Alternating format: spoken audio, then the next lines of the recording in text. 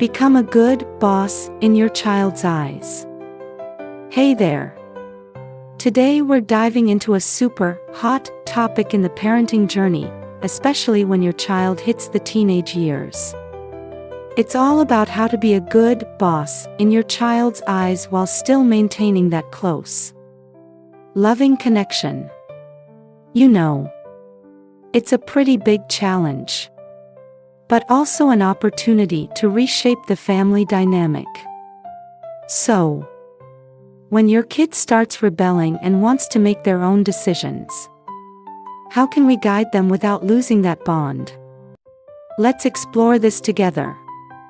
When your child doesn't want you to interfere in their life, I'm sure every parent has those moments of confusion. Like the story I heard from a mom.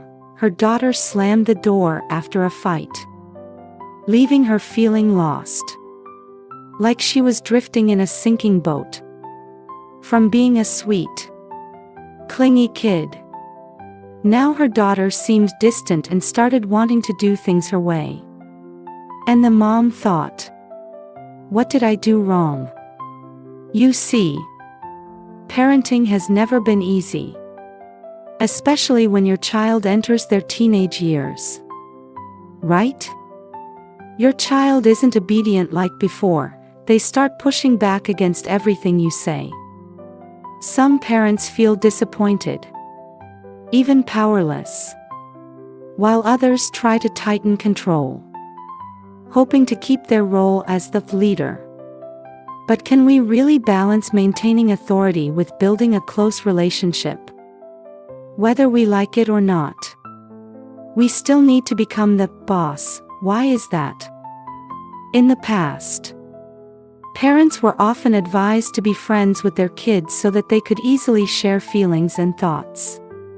But, you see, when your child enters their teenage years, you can't just be their friend anymore, you need to become the boss in the family.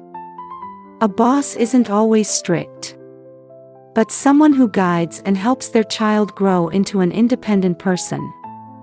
When they were younger, they listened to every word you said.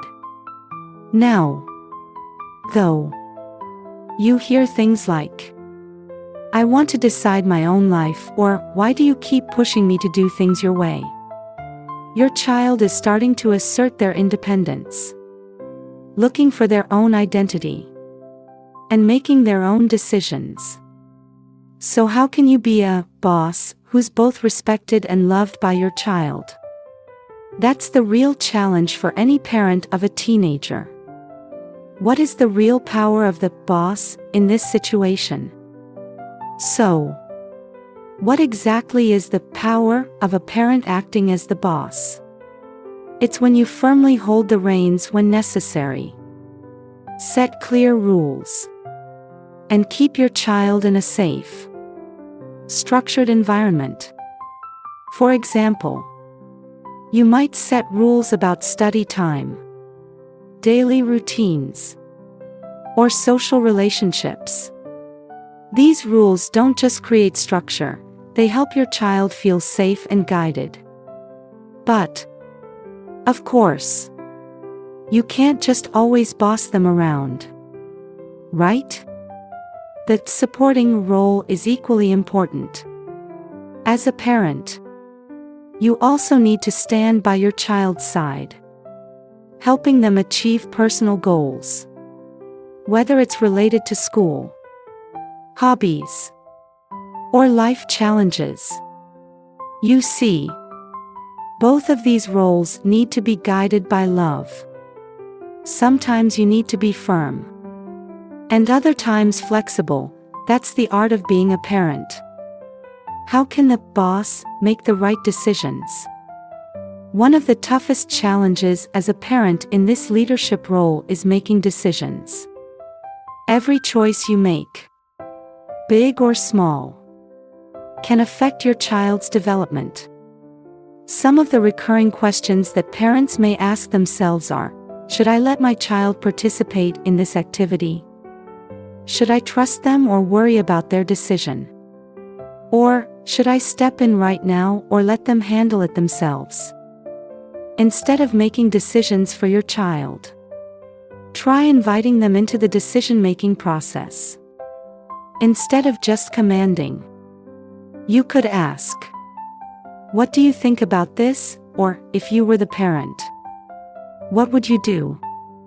You see, letting your child participate not only makes them feel respected, but also helps them practice decision-making, critical thinking, and independence. This not only helps them grow, but it also strengthens the bond between you. What happens if the boss makes a mistake? Let's be honest, everyone makes mistakes. And parents are no exception. So, there's no need to feel embarrassed or guilty. What matters is admitting your mistakes and explaining why they happened. An apology doesn't weaken your position as a parent, it actually strengthens the relationship and teaches your child how to handle failure. A sincere apology might sound like, "I was wrong in making that decision. After thinking it over, I understand you had a valid reason. I'm sorry. And I'll listen to you more from now on."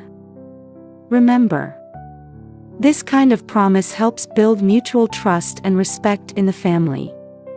It shows your child that you're not just the boss, but also someone who values their opinions and strives to create a fair, understanding relationship. Final thoughts. The teenage years are definitely a challenging time for both the child and the family.